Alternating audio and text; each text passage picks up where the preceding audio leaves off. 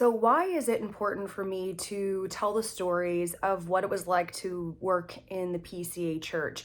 And by the way, I will get to my other church experiences working with egalitarian leaders, both men and women, and I'll share those stories as well. This is not just commentary on complementarian churches. This is really commentary on how women are treated at large, but specifically in this case, in the churches where, we really hold the way we treat human beings to a higher standard, considering the fact that we preach Christ and the gospel on Sunday mornings. So why share the stories? What good could come from it? I think my take on my approach is this. I want to be a part of helping dismantle some of the structures in place for silencing women. For example, gaslighting.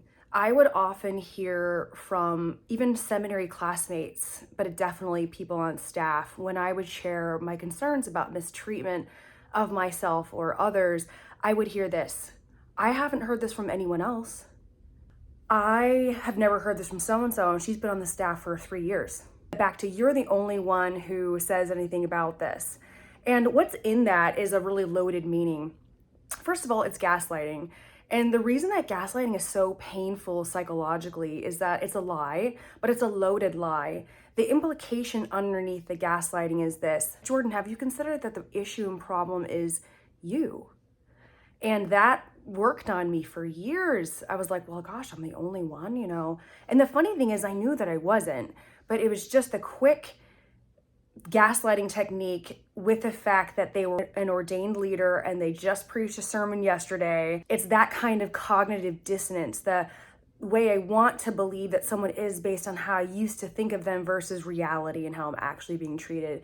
The cognitive dissonance was real. So one of the reasons I share my story is that no one who's ever said this to me, you're the only one who's saying this, can ever say that again the next time they hear it from someone else. Say that to people in my community, since people know I told my story. Next time someone goes to them and says, hey, this thing's happening to me, they at least can't say that. And then I hope, if they're really tight with Jesus, that they'll say, that's strange. That's 2 women now. Maybe we should look into this. Sadly, a lot of the stats show that it just takes more than a couple women speaking up in order to evoke change. Unfortunately, one of us on our own doesn't seem to carry the weight of value and worth in order of being concerned about abuse. It takes a movement. It takes masses. So I think for me, speaking up, it's dismantling gaslighting techniques, taking those tools out of their gaslighting toolkit. Also, if it even was remotely true that I was the only one, well, first of all, has it been considered that I'm the only one speaking up because all of the women who this happened to before left? Because in reality is we all find each other after this and then compare notes about our experiences in complementarian churches. Mine with PCA, others with the PCA as well, or other churches. We all find each other and talk about it. If I am the only one saying anything, that there also might be a reason for that. Speaking up costs you things. I don't want to say that to scare people from speaking up, but if I were to indicate that it won't cost you things, that would be a lie. It does cost you things. It's cost me a lot. I will share those stories of what it has cost, but the reward, if you entrust your stories over to Jesus and trust him to take care of you, they become a new kind of currency. That said, you need to be wise about when you do that. Do you have your finances in order? Are you financially set up to be able to brace what's coming your way when the institutions that are abusing want to silence you and they will use scary financial means? Me speaking up now is because I'm ready psychologically, but I also know that I have financial income coming in that the church can't influence. You have to take those kinds of things into consideration, because when you speak up, you make a lot of powerful people angry and they want to see you leave the city. They want to see you never get a job again in ministry. But yeah, I think if you're going to tell a woman you're the only person that's saying this, have you considered the cost and that people are scared into silence? That also might be a reason that they're silent. So in essence, I tell my story to help the cause of keeping women from being gaslit, to add my voice to the masses, really. I'm not the first person by any means to speak up about this. There are so many. So I'm adding my voice to a movement that hopefully brings change. And last, If you're gaslighting, please stop gaslighting. It's psychologically hurtful. It's devaluation. It's a type of blame shifting too. Try to take the focus off of the situation at hand, and let's try and get the victim to think maybe they're the issue. That is psychologically and spiritually destructive. And in the world of mental health, gaslighting is referred to as emotional abuse. And when it's at the hands of someone who's also delivering to you sermons on Sunday and asking you to submit to them, that would be considered spiritual abuse. So thanks for listening. I just wanted to share a little bit more about my motivation, and let's stop gaslighting.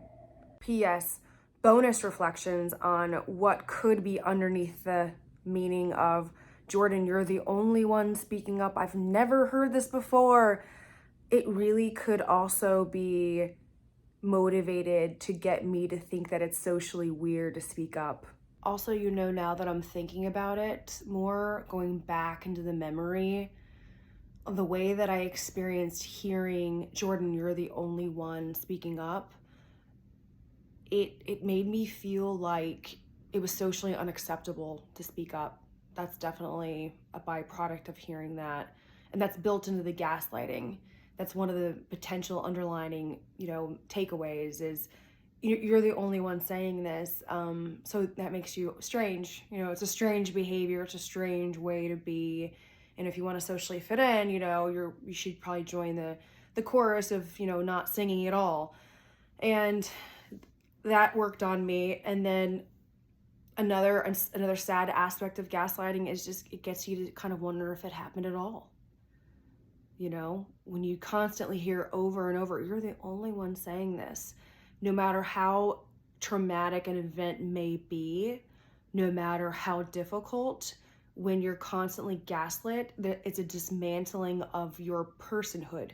That's what gaslighting does psychologically. That is what the research is showing. It's a dismantlation of a human mind and a human soul.